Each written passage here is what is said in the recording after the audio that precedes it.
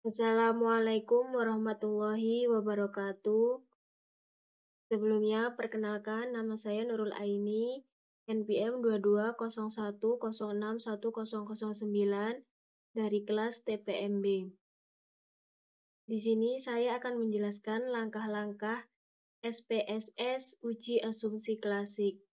Nah, di sini saya mempunyai data yaitu dari seorang peneliti ingin mengetahui pengaruh strategi belajar, kondisi lingkungan belajar, dan tingkat motivasi terhadap hasil belajar siswa. Penelitian ini dilakukan terhadap 20 siswa dalam satu semester. Variabel yang digunakan yaitu variabel Y, yaitu untuk nilai rata-rata hasil belajar siswa, variabel X1 untuk durasi belajar mandiri siswa, variabel X2 untuk ketersediaan fasilitas belajar di rumah, variabel X3 untuk tingkat kebisingan lingkungan belajar, dan yang terakhir yaitu variabel X4 untuk motivasi belajar siswa. Nah, langkah yang selanjutnya yaitu kita memasukkan data dari penelitian ini ke dalam SPSS di bagian data view. Selanjutnya kita ke variabel view. Untuk labelnya kita ganti dengan yang X1 kita beri label durasi belajar. Yang X2 kita kasih label ketersediaan fasilitas belajar. Yang X3 kita beri label tingkat kebisingan belajar, dan yang X4 kita kasih label motivasi belajar, dan untuk Y-nya kita kasih label nilai belajar. Selanjutnya kita kembali lagi ke data view. Di sini yang pertama kita akan menguji normalitasnya terlebih dahulu. Langkah-langkah dalam SPSS-nya yaitu kita klik Analyze, terus Regression, habis itu Linear. Nah, setelah itu masukkan variabel Y pada kotak sebelah kiri ke kotak dependen.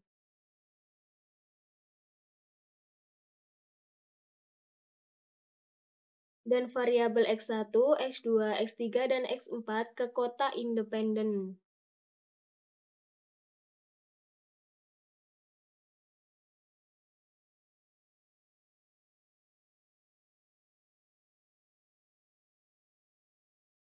Kemudian pilih Save,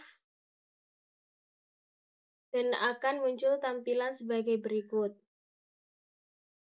Tentang unstandardized pada bagian residuals.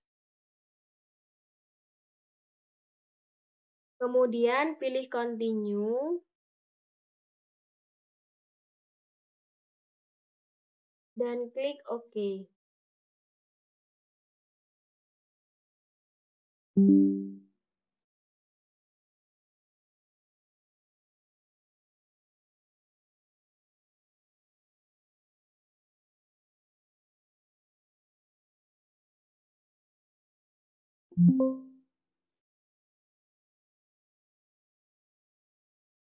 Nah, akan menghasilkan variabel baru yang bernama unstandardized residuals atau RES1. Selanjutnya, Analyze.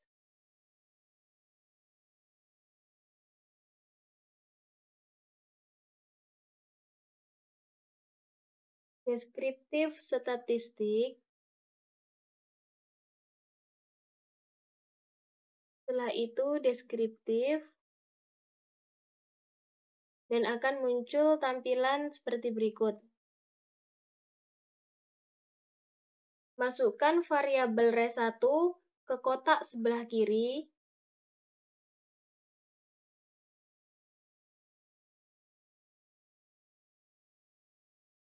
Kemudian pilih Options. Nah, akan muncul tampilan seperti berikut ini. Centang pilih kurtosis dan squamous.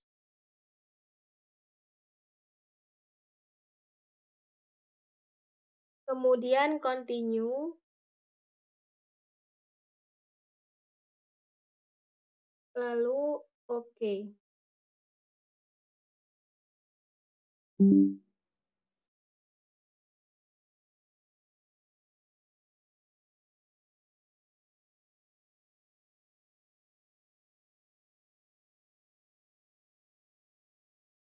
Terlihat bahwa rasio squamous yaitu berada pada 0,702/0,512, sedangkan rasio kurtosis yaitu berada pada 0,069/0,992. Karena rasio squamous dan rasio kurtosis berada di antara -2 hingga +2, maka dapat disimpulkan bahwa distribusi data adalah normal. Nah, yang selanjutnya yaitu untuk uji autokorelasi. Langkah-langkah dalam SPSS-nya yaitu lakukan regresi untuk data di atas seperti pada uji normalitas. Setelah itu, pilih statistik.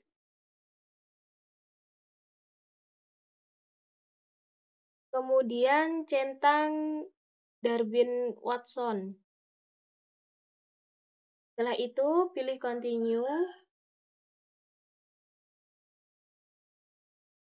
Lalu oke.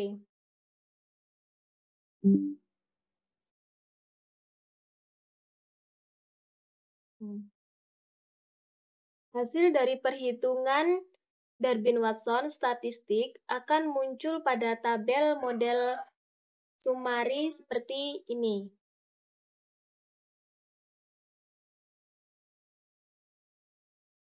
Dengan nilai DW sama dengan 1,916, berikut kesimpulannya. Nilai DW sama dengan 1,916 mendekati 2, yang menunjukkan bahwa tidak ada indikasi autokorelasi positif atau negatif pada model.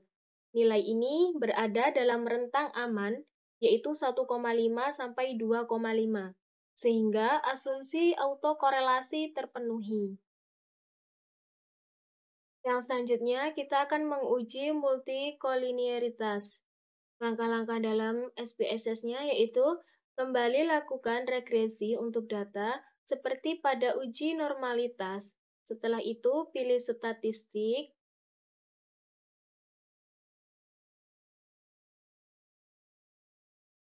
Lalu centang collinearity diagnosis.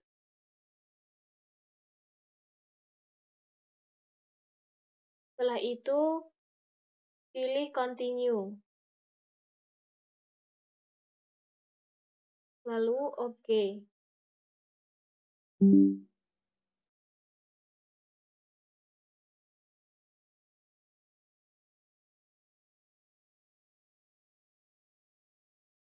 Nah, akan menghasilkan pada tampilan sebagai berikut dan hasilnya.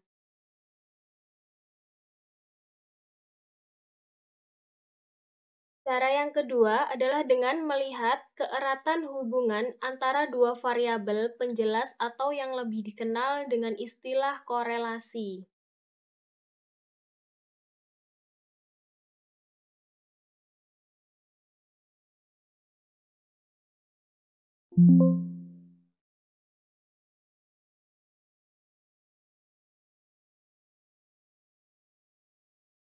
Langkah-langkah dalam SPSS-nya yaitu analyze,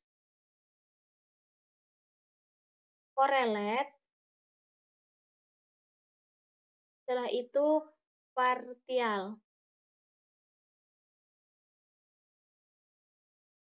Nah, selanjutnya masukkan variabel X1, X2, X3, dan X4 ke dalam kotak variabel.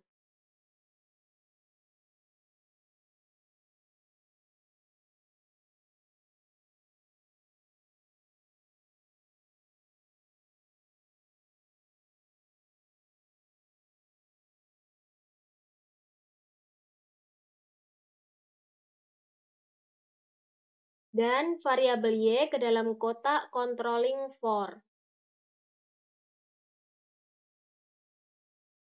Lalu oke.